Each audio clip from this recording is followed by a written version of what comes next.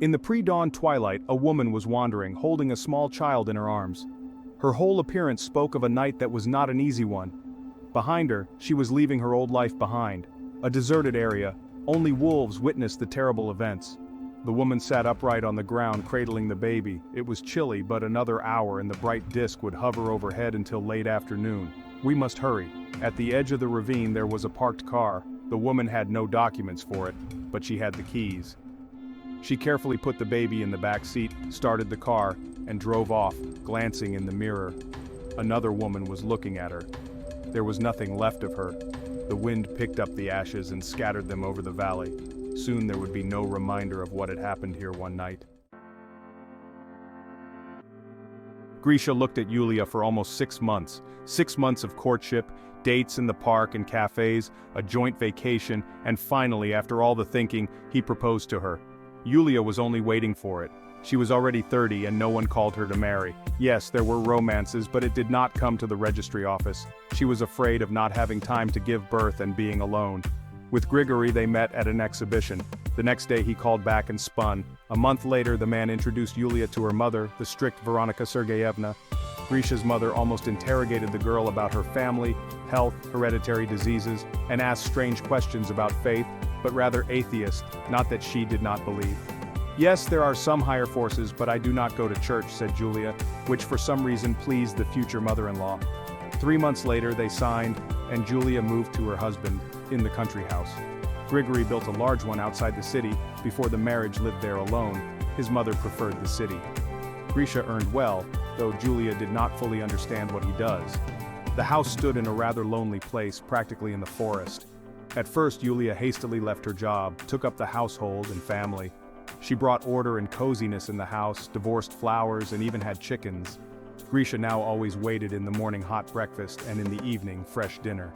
The girl sincerely liked to deal with the family. Julia had no parents. They died a long time ago, raised her grandmother and aunt.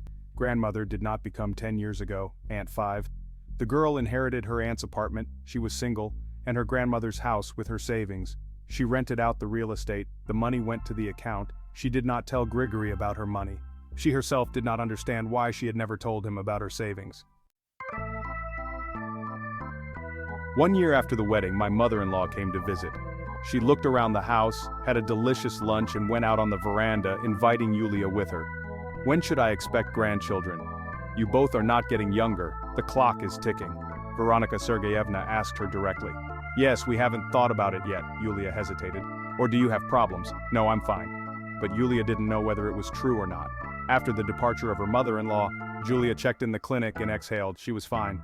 Grish, maybe it's time to think about children, cautiously asked Julia. Husband had a difficult character. Why not? Husband smiled. Literally a couple of months later, Yulia got pregnant and at first was serenely happy, calm. One day, Yulia suddenly walked into the kitchen and froze.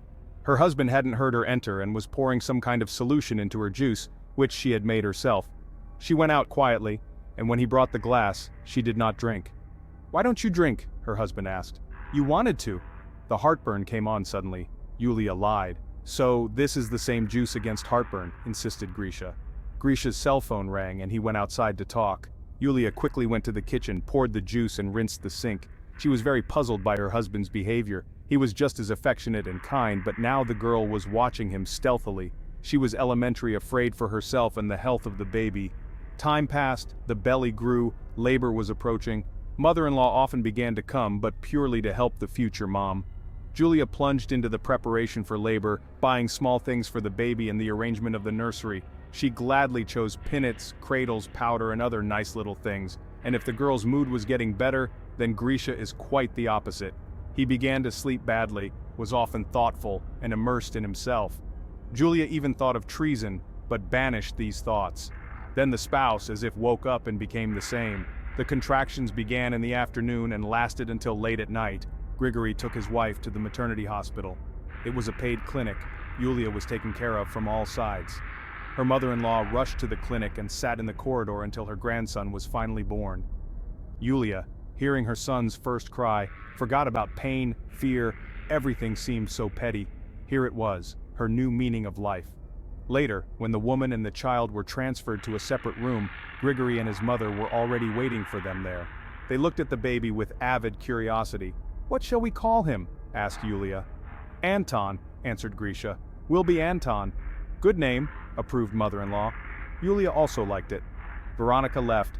Grisha lay down on the sofa, the baby slept, and Yulia fell asleep. It was quiet, the time after midnight, when the woman suddenly opened her eyes. For a moment it seemed to her that someone else leaned over the crib. Grisha. He did something. Yulia could not see in the darkness of his actions. He also whispered something. Suddenly Yulia felt very scared. Her hands went cold and her heart skipped a beat. "He won't hurt his child. I've dreamed it," the woman repeated, closing her eyes. In the morning the husband behaved perfectly, kissing the baby, and his wife departed for work. The mother-in-law arrived with a couple of friends. It was definitely a vision. A week later they were discharged and came home. By that time there was a nanny in the house who was personally found by the mother-in-law. Yulia was even glad it was a help. One morning, while the baby was sleeping and the nanny went to the store, Yulia received a letter in the mail. The addressee was unfamiliar, but the subject of the letter was alarming. "Your son is in danger." Yulia opened the letter and began to read. The further she read, the more she realized that the person who wrote the letter was well aware of her life in her marriage and before it. When she finished reading, Yulia froze in confusion. If everything written is true, it is urgent to run away from this house, or better from the country, but her husband gave her no reason not to believe him. She reread the passage from the letter once more. "Your husband is not who he says he is. He and his mother lead the Church of Satan. They worship demons. You're not the first to fall into their net. They want a child, a special child." Sounds like a movie, but unfortunately it's true. I was the same way. Enthusiastic idiot, happy wife and mother. He took my baby when he was 3 months old. I never saw him again. I know he sacrificed him, and now I know where. It happened 7 years ago, and all these years I've been looking for him, the one you know as Grigory. I knew him as Mikhail. He has many names. The Church of Satan is banned in our country. They exist and operate underground. These are scary people. Take the child and run. I'm risking my life by writing this letter to you. After reading it, erase it. If you don't believe me, just erase it and forget it. It was only an excerpt. The letter mentioned such moments from the life and habits of Grisha, which could only know a very close person. Yulia was at a loss. At the end of the letter there were data, name, surname, and phone number. Yulia erased the letter, emptied the basket, and called a classmate whose husband worked in the police, quickly explaining the essence that she needed to find by the data of the person and find out at least something about him, and wrote the data from the letter and her husband. The friend's husband promised to make a quick inquiry. "Yulia, you're a bit jumpy the other night," her husband remarked. "Why don't you go shopping in the city or go to a spa? We have a babysitter after all, and you're not letting your son out of your sight." "I'm just worried about him," the woman replied tensely. She looked not important. Grisha did not say anything, but somehow looked at her differently. A week later, her friend's husband called and asked to meet. Yulia was surprised, but agreed. She risked leaving her son with a nanny and went to the city. "You found out something and don't want to talk on the phone," she guessed when they met. "Yes, and it's not good. According to the information you gave me, such a woman exists and lives in our city recently. She had a child who died in infancy. She blamed her husband. The roof of her house leaked. She blamed her husband for a lot of things, then she just disappeared and showed up here. Your husband's the odd one out. According to the data you gave me, there's no such person. I mean, he kind of exists, but it's like he just popped up as an adult. And he looks a lot like the man who married that woman. But there are just similar people." Yulia thanked for the information and went home. Her heart clenched from a bad premonition. The house met her with dark windows and a rumbling echo. Not only was there no one in the house, it was empty. Someone had removed all of her belongings in the few hours she'd been gone. There was nothing here now to remind her of the presence of the child or Yulia herself. There were no things, little things that she had bought, and there was only one person who could do that: her husband. Her insides grew cold with fear for her son, so that woman had written the truth. But where would she go with that truth? To the police? I don't think they'd even listen to her. And her husband is a man with money. Yulia only wanted to save her son, and only one person could help her, the one who wrote the letter. In an hour, 2 women were sitting in a roadside cafe at a corner table and talking quietly. The woman's name was Anastasia. I didn't realize right away, only later when my son was missing. Back in the day, his father had brought back from the States this perverted faith, a kind of religion. Even now, after understanding many aspects of it, it's creepy to me, Nastya said. We'll call him Grisha, because you're more accustomed there. His mother is completely on the side of her son. She believes that their sacrifices will be rewarded. Why do they need my son? When I was pregnant, Grisha, something poured into my juice and then whispered something to my son, still in the hospital, Yulia told me. They look like a bunch of psychopaths to me. Only they're very rich psychopaths with connections. It's useless to go to the police. I went and then rested in the nut house. Nastya shook her head. I'll tell you what I know and then it's up to you. They worship in their church Moloch, an ancient cruel deity to whom children were sacrificed. God forbade his worship. In the Tanakh, it is forbidden on pain of death to sacrifice children to Moloch. The fact is that in Judaism, human sacrifices are forbidden. The cult and sanctuaries of Moloch are mentioned in the Bible, namely the place, which later will be called Gehenna of Fire. The Bible mentions the Valley of Enommah, the place where the pagan sacrifices of the firstborn were performed. In our case, it's also a valley in the mountains about 2 hours away. You won't find this valley just like that. You need to know the way exactly. The sacrifice takes place strictly at a certain time. Up to the valley, the sect members escort their patriarch, that is Gregory and his mother, and your son is with them. Now he is like a deity to them. Nastya was silent, as if remembering. You say terrible things. Well, and Grisha, it turns out it is not the firstborn. If Moloch accepts the sacrifice, the boy will live. But what he will become and what, I cannot say. My son Moloch did not accept. They count by mother, and for you, Anton is the firstborn. I'm sorry, Yulia mumbled. I'm sorry too. Let's try to save at least your son. Nastya shrugged her shoulders. You need to write a missing persons report for your son and husband. It's just in case. Go back home and call the police. We still have time. This ritual is only performed during a certain phase of the moon and it's still a couple days away. What do they want with this Moloch? Power. And not on a local scale, I'm afraid. Julia came home and made a fuss, called the police. She was really shaking with terror and fear for the child. The police, to her surprise, took the report seriously. A search began. Yulia checked into a hotel. 2 days later, a black SUV was speeding down the highway toward the mountains. Nastya drove confidently. She had obviously come here more than once. They arrived before sunset. The car was carefully hidden in a neighboring gorge, and they set off on foot. They had several kilometers to cover on foot, but it was safer that way. You've explored everything here, Yulia stretched out. She could hardly keep up with her new friend. Yes, I know every stone here. We'll go in from the other side. Be careful and watch your step. I've got a place with a good view. They began their descent into the Valley of Enommah. The valley looked strange and unpleasant, as if all living things had died out here. The ground dried up, though that must be what Gehenna of Fire looked like. Fear gripped Yulia, but she tried her best to chase it away. She shouldn't be afraid.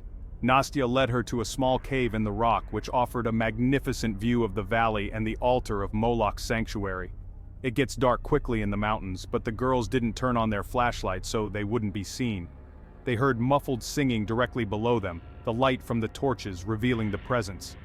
Yulia clamped her hand over her mouth. In the center of the small crowd, dressed in either a robe or a long cloak, stood her husband and the father of her son, Gregory. Next to him stood his mother, Veronica Sergeyevna, holding Anton in her arms. Yulia's son was asleep, even from her hiding place. She could see him sniffling in his sleep. Fear was joined by the mother's anger. Meanwhile, Grigory's aides, wearing the same hooded robes, were building a fire near the shrine. As the fire blazed, a man took the infant from the mother's arms and approached the fire. He whispered something to Moloch. He held his son in his outstretched arms. Having finished the words of the spell, Grigory lifted his son high in his arms.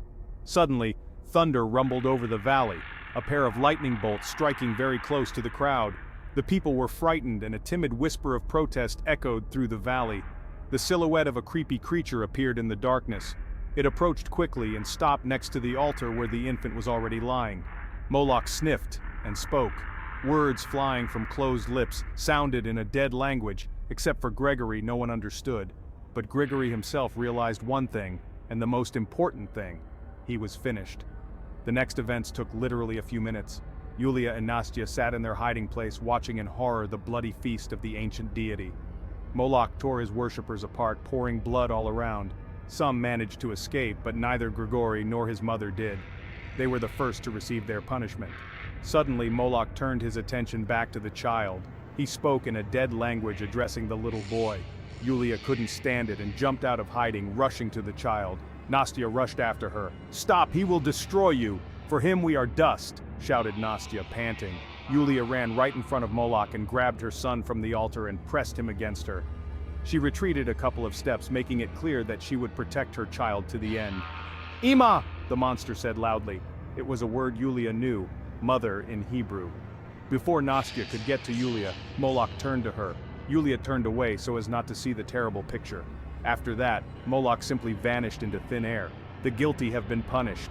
Everyone got theirs. The only woman who had survived in the valley muttered.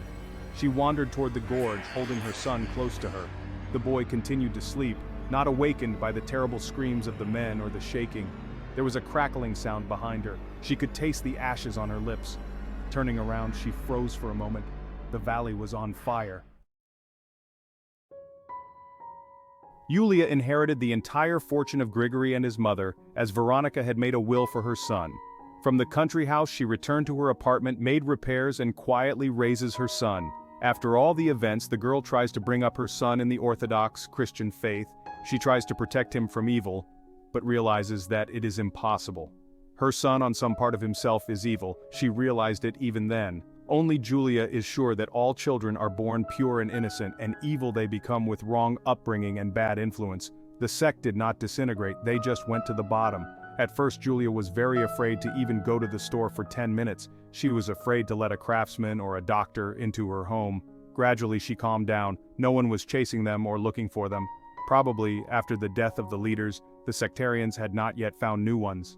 She felt sorry for Anastasia, such a terrible death. She was probably guilty of something.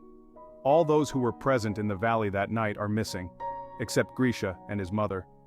Their remains, as well as the body of Nastya, found in the valley foresters. The bodies were badly burned, and to say with certainty how many people belonged to the remains was difficult. 5 years later, Yulia sold everything and left the city with her son. Their further fate is unknown. Moloch is an ancient deity, one of the most cruel and terrifying deities mentioned in the Bible, a symbol of ancient evil and idolatry. God forbade and condemned him. The mention of Moloch in the Bible serves as a reminder that paganism with its cruel rituals and sacrifices must be forever rejected. He was honored in Palestine, Carthage, and Phoenicia. It is hypothesized that Moloch is a royal title. It is known that the gift to the cruel deity were children. The Tanakh is the Hebrew Bible. The texts were originally written down mainly in Hebrew. Tanakh includes 3 sections: Torah, Nevi'im, and Ketuvim. By the way, King Solomon also worshipped Moloch and built a huge sanctuary. As for the Valley of Enommah, it was the site of the cult of Moloch according to the Bible. The place does exist in reality, and is near the old city of Jerusalem, formerly called Wadi, or Rababi. In Judaism, the valley is considered a symbol of the Day of Judgment.